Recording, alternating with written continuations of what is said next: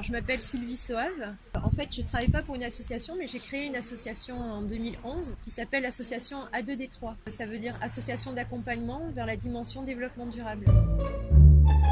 Je suis la présidente, donc ma fonction, ça a été surtout d'essayer de fédérer des gens et de déposer des statuts et de construire, on va dire, cette association, et puis de définir des objectifs.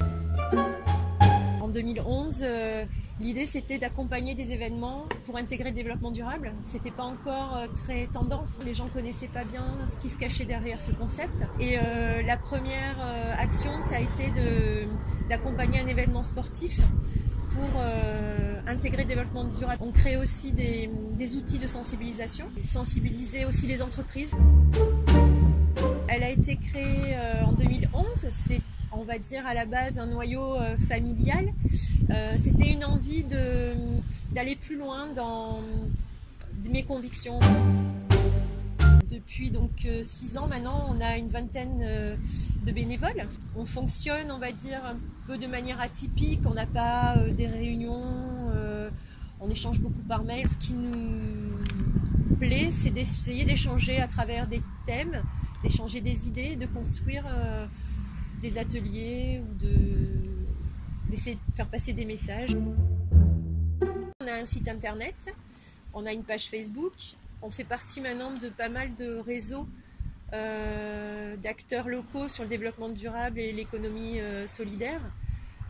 Donc voilà, après on est référencé, oui, au niveau national aussi sur les acteurs du sport. Au tout début de l'association, on avait essayé de trouver un autre moyen pour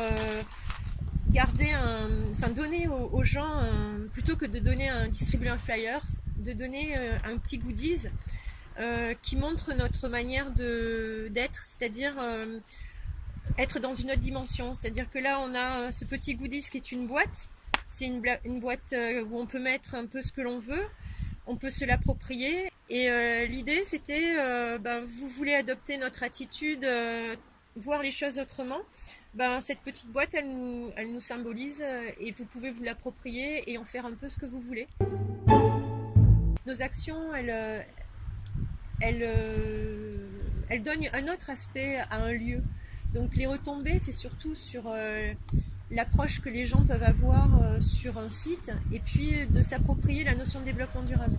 Il peut y avoir eu des retombées économiques, oui, par nos actions sur l'événement sportif qu'on accompagne, où on a amené 200 personnes sur un site pendant une semaine dans un lieu qui l'été n'avait pas beaucoup de touristes. Tous les messages qu'on a semés à droite à gauche, on va dire, ça c'est des petites graines qui ont germé, donc les retombées, ça sera pour plus tard dans l'esprit des gens qui ont participé à nos animations. Quand on a partagé des animations qu'on a créées, où on a réfléchi à plusieurs mois en avance à comment on allait animer quelque chose et qu'on voit que ça marche et qu'il y a vraiment le contact avec les enfants ou même des personnes qui ont des handicaps, c'est quelque chose qui est énorme, dans le sens où on réfléchit à quelque chose, on essaye d'avoir un message et on essaye de le faire partager à tous, en essayant d'inclure aussi des gens qui ont des difficultés ou des handicaps. Et là, quand ça marche et que tout de suite ils nous disent par leur sourire qu'ils sont heureux, quoi. C'est des messages, c'est des moments énormes. Des gens qui refont appel à nous aussi. Ça, c'est une fierté. On n'a plus besoin de communiquer, ils savent qui on est et ils nous contactent et ils sont heureux de nous avoir dans leur événement. J'ai plein d'idées, on va dire, j'en ai plein la tête et les choses sont tellement faites de manière plate et triste, avec des espèces de messages où on veut, on va dire, donner mauvaise conscience aux gens ou leur dire ça c'est bien, ça c'est pas bien, alors qu'il y a tellement d'autres moyens de sensibiliser. Il faut, je pense, se lancer quand on a une idée en tête, d'essayer de construire quelque chose, de lancer un projet, c'est toujours enrichissant. Parfois on a des rêves, ces rêves il faut les garder en tête et à un moment donné ça va se réaliser. Je pense qu'il faut garder tout le temps un coin d'enfance dans sa tête